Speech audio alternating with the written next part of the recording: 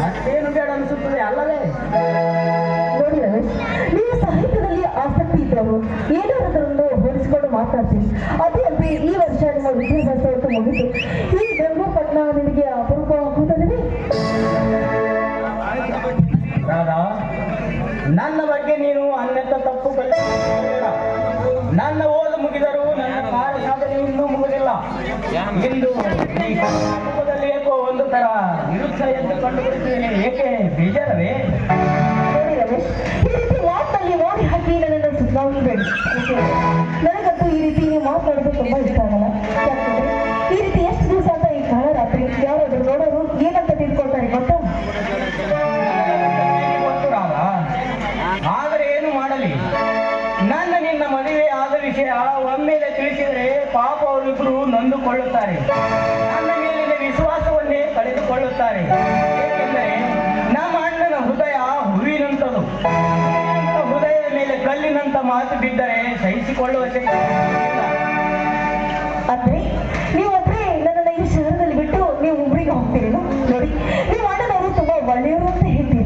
ಆದ್ರೆ ನೀವು ಒಡ ಹುಟ್ಟಿದ ತಮ್ಮನಾಗಿ ಈ ತಮ್ಮನ ಒಂದು ಸಣ್ಣ ತಪ್ಪನ್ನ ಅವರು ಸಹಿಸಿಕೊಳ್ಳುತ್ತೀರಿ.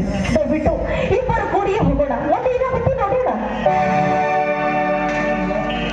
ನೋಡ್ರಲ್ಲ, ಯೌವನ ಅವಸ್ಥೆಗೆ ನಾವಿಬ್ಬರು ಬಲಿಯಾಗಿ ಬಿಟ್ಟಿದ್ದೇವೆ. ಅದಕ್ಕೆ ಅನುಗುಣವಾಗಿ ನಾವಿಬ್ಬರು ರಿಜಿಸ್ಟರ್ ಮದುವೆಯಾಗಿದ್ದೇವೆ ಅಂದ ಮೇಲೆ ನಿನಗೇಕೆ ಭಯ? ನೋಡಿ, ಜೊತೆಯಲ್ಲಿ ನೀವಿರುವಾಗ ನಾನು ಯಾವುದಕ್ಕೂ ಭಯ ಪಡೋದಿಲ್ಲ. ಅದು ಅಲ್ಲದೆ ಈ ವರ್ಷ ಕಾಲೇಜ್ ಕ್ರೀಡಾಂಗಣದಲ್ಲಿ ನೀವು ಬಂಗಾರದ ಪದಕವನ್ನೇ ಗೆದ್ದುಕೊಂಡಿದ್ರಿ. ಮುಂದೆ ನೀವು ಅವರಲ್ಲಿ ಏನೇನು ಗೆಲ್ತೀರೋ ಆ ದೇವರಿಗೆ ಗೊತ್ತು. ಮುಂದೆ ನಮ್ಮ ಜೀವನದ ಬಗ್ಗೆ ನಿಮ್ಮ ಅಭಿಪ್ರಾಯವೇನು? ರಾಜ, ಮನುಷ್ಯ ಬದುಕುಕೊಂಡು ಬಾಳಲು ಸಾಧ್ಯವೇ? ಯಾಕೆಂದರೆ ನಾನು ಬಯಸಿದ್ದು ಬೇಕು ಅಂದರೆ ಸಿಗುತ್ತದೆ ಏನು? ನೌಕರಿಗಾಗಿ ಪ್ರಯತ್ನ ಮಾಡ್ತೀನಿ. ನಮ್ಮ ಪುಣ್ಯ. ನಮ್ಮ ಅಣ್ಣ ಮಾಡಿದ ಭೂಮಿ ಇದೆ, ಅದೇ ನಮ್ಮ ಬಾಳಿನ ಭಾಗ್ಯವನ್ನು ತಿಳಿದು ಬಾಳೋಣ. ಆಯ್ತೆ? ನೋಡಿ ರಮೇಶ್, ಈ ಭೂಮಿ ತಾಯಿಗೆ ಬೆರಳಿಸಿ ದುಡಿದ ಈ ರೈತರಿಗೆ ಹಿಡಿ ಹಿಟ್ಟು ಸಿಗುವುದಿಲ್ಲ ಈಗಿನ ಕಾಲದಲ್ಲಿ. ಅಂಥದ್ರಲ್ಲಿ ಎಷ್ಟೆಲ್ಲ ಹೇಳ್ತಾ ಇದ್ದೀರಲ್ಲ, ಈ ಭೂಮಿ ಮೇಲೆ ಎಷ್ಟೊಂದು ಆಸೆ ಇಟ್ಟು ಮಾತಾಡ್ತಾ ಇದ್ದೀರಲ್ಲ, ಈ ಭೂಮಿಯಲ್ಲಿ ನಿಮಗೆ ಗೊತ್ತಾ? ರೈತ ಇಂದಿಲ್ಲ ನಾಳೆ ಸಿಡಿದೆಂದರೆ ಸರ್ಕಾರ ಕೆಳಗೆ ಉಳಿದವರಲ್ಲಿ ಸಂದೇಹವೇ ಇಲ್ಲ. ಪಾಪ ರೈತ ವರ್ಷಾನುಗಟ್ಟಲೆ ದುಡಿದ ದವಸ ಧಾನ್ಯಗಳಿಗೆ ಸರಿಯಾದ ಬೆಲೆ ಸಿಗುತ್ತಿಲ್ಲ ಮಾರ್ಕೆಟಿನಲ್ಲಿ. ನೋಡಿದರೆ ದಿನ ದಿನಕ್ಕೆ ಮಾಲಿನ ಬೆಲೆ ಗಗನಕ್ಕೆ ಏರುತ್ತಾ ನಡೆಯುತ್ತಿದೆ. ಒಟ್ಟಿನಲ್ಲಿ ಬಡವರು ಬಾಳಿ ಬದುಕುವುದೇ ಕಷ್ಟವಾಗಿದೆ ಈ ನಾಡಿನಲ್ಲಿ.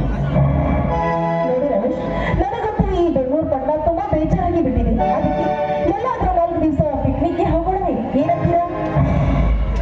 ಸರಿ ರಾಧ, ಹಾಗಾದ್ರೆ ನಿನಗೆ ಈ ಕನ್ನಡ ನಾಡಿನಲ್ಲಿ ಏನು ನೋಡಬೇಕಂತ ಆಸೆ ಸ್ವಲ್ಪ ಹೇಳು.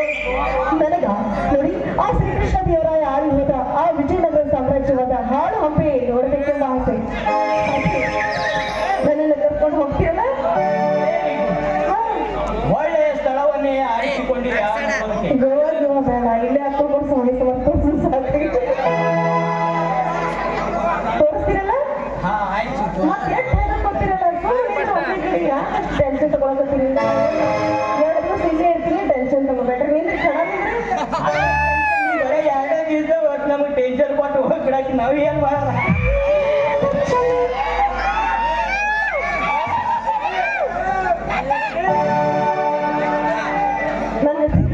ನನ್ನ ಕರ್ಕೊಂಡು ಹೋಗ್ತೀರಲ್ಲ?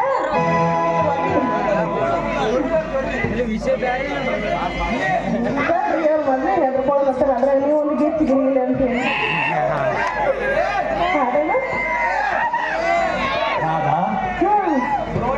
ಈ ಬೃಂದಾವನದಲ್ಲಿ ಬಂದಾಗಿನಿಂದ ಬರೀ ಹಾಳು ಹಂಸ ವಿಷಯದ ಬಗ್ಗೆ ಮಾತನಾಡಿ ನನ್ನನ್ನು ಮೈಸಿ ಬಿಟ್ಟಿಯಲ್ಲ.